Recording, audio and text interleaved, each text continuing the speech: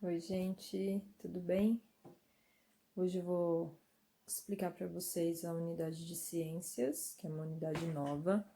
A gente vai trabalhar com propriedade dos materiais e vamos dar uma introdução em equipamentos de segurança, que é um tema bem importante, né? Uma vez que agora a gente está tendo que, por exemplo, usar as máscaras, que não deixa de ser um equipamento de segurança, né? Essas máscaras que a gente precisa usar toda vez que sai na rua para não espalhar e nem contrair, né, o vírus.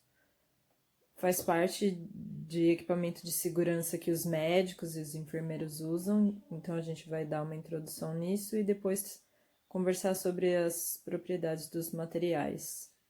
Se ele é maleável, se ele é condutor, a gente vai estudar um pouquinho de cada coisa, tá bom? Então vamos lá para o nosso livro. Então, olha só, a unidade 2, materiais, produtos e tecnologias. Sim? Então, a imagem introdutória para a gente analisar e conversar um pouquinho para introduzir o tema. Então, o livro traz para a gente aqui o que as pessoas da imagem estão fazendo. E vocês vão responder. Porque elas utilizam luvas para essa atividade. Há muitas ou poucas garrafas na imagem. E o que pode ser feito com o material recolhido. Então, vocês vão pensar nisso, nessas perguntas que o livro traz, de acordo com o que a gente está vendo aqui. Aqui em Guararema, a gente tem uma cooperativa que faz coleta do lixo reciclável, que é a Guara Recicla. E lá eles fazem esse trabalho de separação do lixo, que na verdade não é lixo, né? A gente tem que chamar de resíduo sólido. E eles separam de acordo com o material para poder reciclar. É bem parecido com essa imagem aqui. Tem uma mesona lá, onde eles vão separando. Tem a máquina que faz tipo uma compressona assim com as garrafas. É bem legal. Quando a gente tiver a oportunidade de visitar, a gente vai. Então pensem nisso aí, tá? E aí a unidade começa falando de equipamentos de segurança. O que são esses equipamentos de segurança? São os equipamentos que os profissionais precisam utilizar para garantir a segurança deles durante o trabalho. Resumidamente é isso.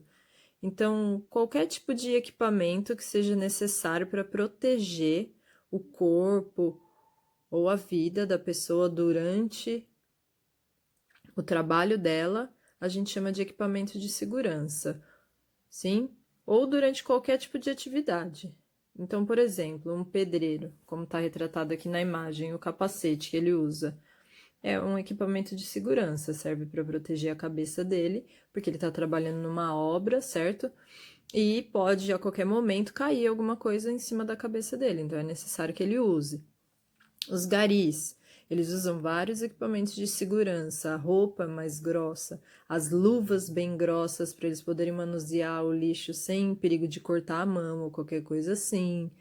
Existem profissionais que precisam trabalhar com máscaras, ou por uma questão de saúde, como eu falei lá no começo, as máscaras que os médicos e os enfermeiros usam, ou máscaras para proteger no caso de um trabalho que tenha algum cheiro muito forte, ou que trabalhe com algum produto químico que ele não possa ficar inalando isso, então ele precisa usar uma máscara. Tudo isso faz parte de equipamentos de segurança, a gente chama de EPI, são os EPIs.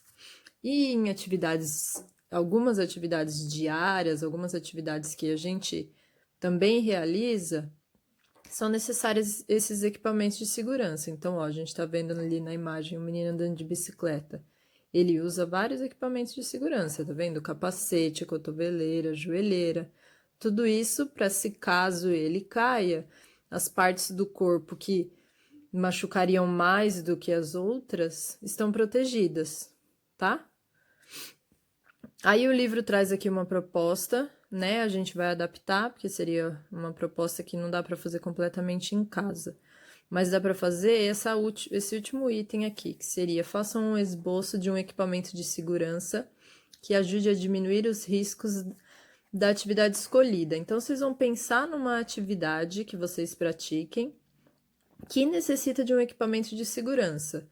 E aí vocês vão fazer o quê? Desenhar esse equipamento de segurança, sim? E descrever de que material que ele tem que ser feito para que ele possa ser útil. Porque vamos pensar, eu poderia ter um capacete, né, para andar de bicicleta que fosse feito de espuma? Não, né? Que ele não ia proteger a minha cabeça. Então, vocês vão fazer o desenho desse equipamento e me dizer quais materiais que é preciso, que vocês vão precisar usar para fazer esse equipamento de segurança, tá? Ou as características desse material. Se vocês não sabem o nome, só me digam, tem que ser duro, tem que ser mole, tem que ser frio, tem que ser... Faz uma descrição desses materiais, tá bom? E aí, por fim, respondam esse daqui também. O 1, 2 e o 3, que equipamentos de segurança vocês conhecem, então coloquem aí alguns.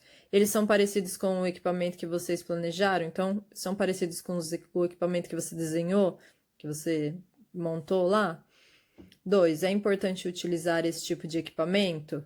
Então, é importante usar os equipamentos de segurança? Vocês vão me responder aí. 3. Vocês conhecem algum adulto que usa equipamentos de segurança no trabalho? Se sim, descrevam o equipamento e a sua função. Então, se vocês conhecem alguém que para trabalhar precisa desse equipamento, vocês vão contar aqui pra gente que equipamento que é esse e qual que é a função dele, certo? Aí, gente, o livro traz pra gente, ó, o primeiro tema, que é materiais e suas propriedades, sim? O que a gente vai estudar aqui? As características dos materiais. Sim, as propriedades deles são as suas características, como cada material é, tá?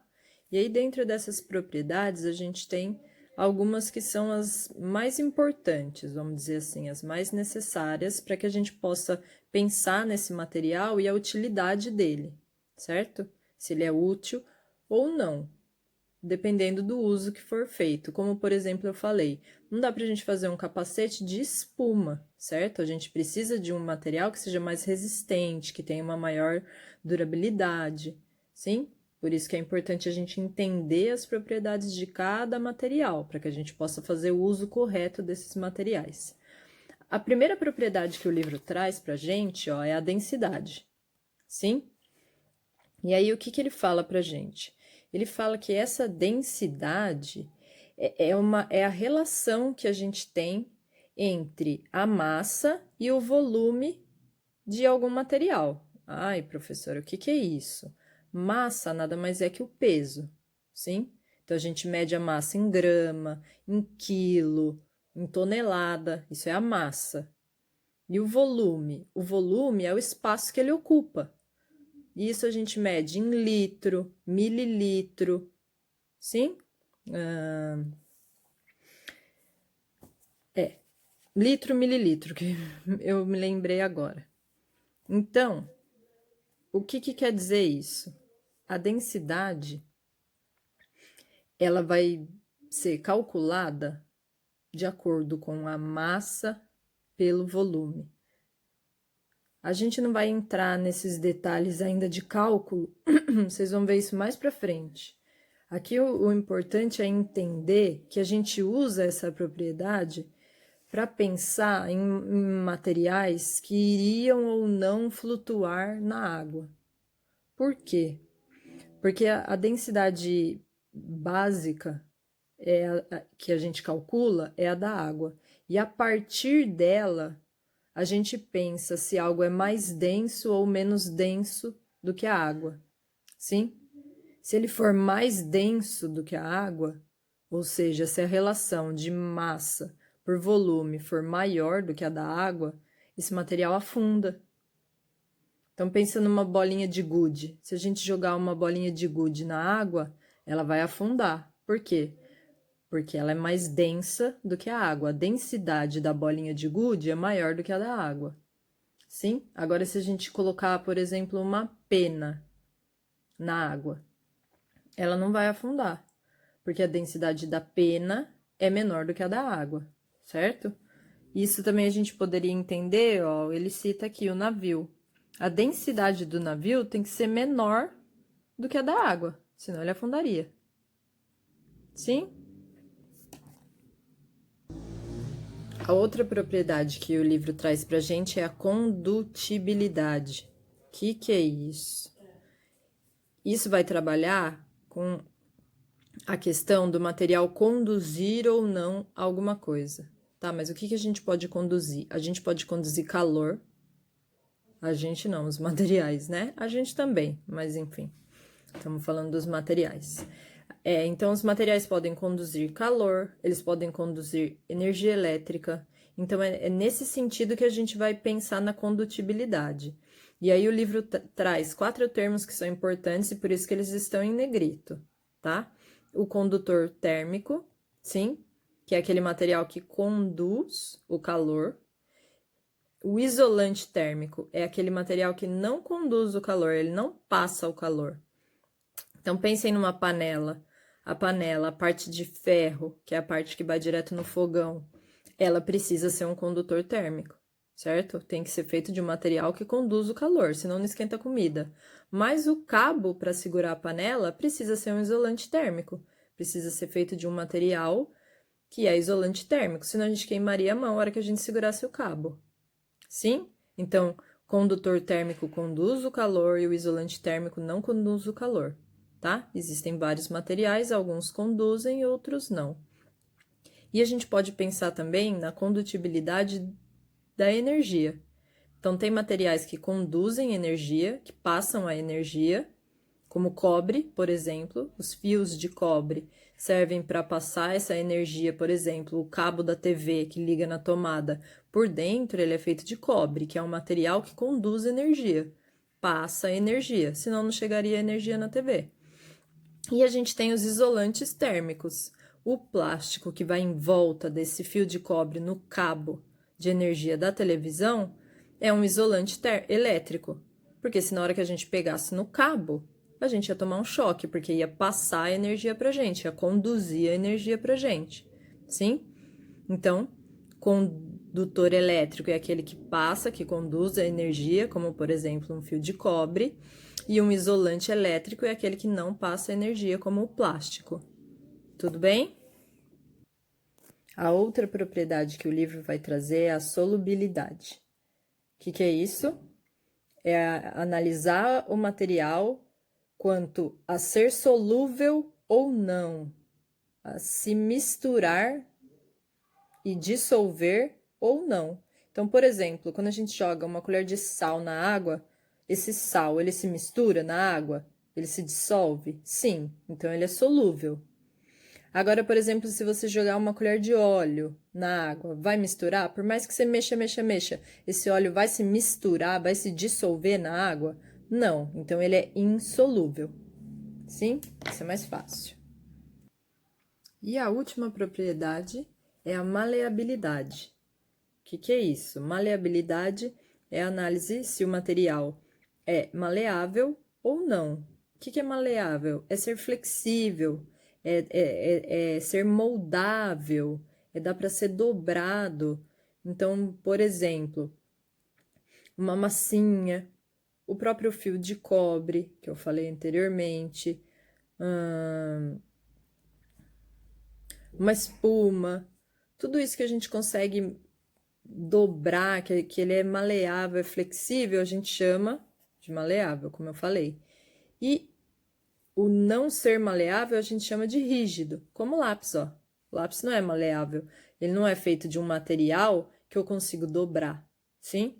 Então a gente chama esse material de rígido. Ele não tem essa propriedade de permitir com que a gente molde ele, com que a gente modifique a estrutura dele. Então, essa é a ideia de ser maleável ou rígido, certo? E aí, para concluir o tema de hoje, a gente tem as atividades. Leiam com atenção as perguntas, tá? Ele vai falar das propriedades. Então, ó, no 1, um pó verde é dividido em 2 partes. Metade é colocada em um copo com água e a outra metade em um copo com óleo de soja. Então, eles pegaram um pozinho verde e colocaram em 2 copos, um copo com água e outro com óleo. Uma vez mexido o conteúdo dos 2 copos, esse material, o pozinho verde, desaparece no copo com o óleo de soja, mas deposita totalmente no fundo do copo com água. Então, depois que eles mexeram, no copo com óleo, o pozinho verde desapareceu. No copo com água, ele ficou todo lá no fundo, esse pozinho verde. O que podemos concluir sobre ele? O que a gente pode concluir sobre esse pó verde, sobre esse material? Qual propriedade ele tem ou não tem? Pensa um pouquinho. A gente está falando aqui de misturá-lo na água. De qual propriedade a gente está falando? O que a gente pode deduzir sobre esse pó verde, sobre esse material? Tá? No 2, uma garrafa térmica. Olha o nome, uma garrafa térmica de temperatura. Deve manter constante a temperatura do que estiver dentro dela. Para isso que serve uma garrafa térmica, para manter a temperatura dentro dela, seja quente ou seja frio. Se a gente pôr algo quente, ela vai manter quente. Se a gente pôr algo frio, ela vai manter frio. O esquema a seguir mostra como ela é construída. Então, olha lá, tampa, paredes e o material X, que é o material de lá de dentro, o que vai estar sempre em contato com o líquido que a gente colocar dentro dela. Aí a pergunta: a tampa e as paredes podem ser feitas de metal. Então ele afirmou: a tampa e a parede, a parte de fora da garrafa, pode ser feita de metal. Que característica deve ter o material X, o material de dentro? Qual característica o material de dentro, que é o material que está em contato com o líquido, precisa ter para que ele possa manter a temperatura constante? Qual propriedade esse material tem que ter para que ele possa manter essa temperatura constante de dentro da garrafinha? 3. Para apagar incêndios, não é recomendado utilizar água em objetos elétricos devido ao risco de choque. Então, quando a gente vai apagar um incêndio, quer dizer, a gente espera nunca precisar ir apagar um incêndio, mas quando alguém vai apagar um incêndio, e esse incêndio está em objetos elétricos, como ele fala aqui, sim, ó, em objetos elétricos, não é recomendado usar água, tá? Para não tomar choque, porque corre o risco de tomar choque, sim? Ou seja, corre o risco dessa energia chegar até a gente. Que propriedade da água justifica esse cuidado? Qual é a propriedade que a água tem que ela nos permite correr o risco de tomar um choque? De que propriedade a gente está falando? E no 4, em um frasco temos 3 líquidos que se depositam da seguinte forma. Então, olha aqui. O líquido verde, 1. O líquido azul, 2. E o líquido vermelho, 3. Coloque-os em ordem crescente de densidade. Então, vamos pensar. Crescente. Tudo que cresce começa no pequeno e vai aumentando, certo? Então, começa pequeno, termina grande, ou seja, do menor para o quê? Para o maior, certo? Crescente, isso é o crescente. Então, ordem crescente de densidade. Lembra que eu falei? Densidade está diretamente relacionado à massa pelo volume, certo? Peso pelo espaço que ocupa. Quanto mais denso, mais...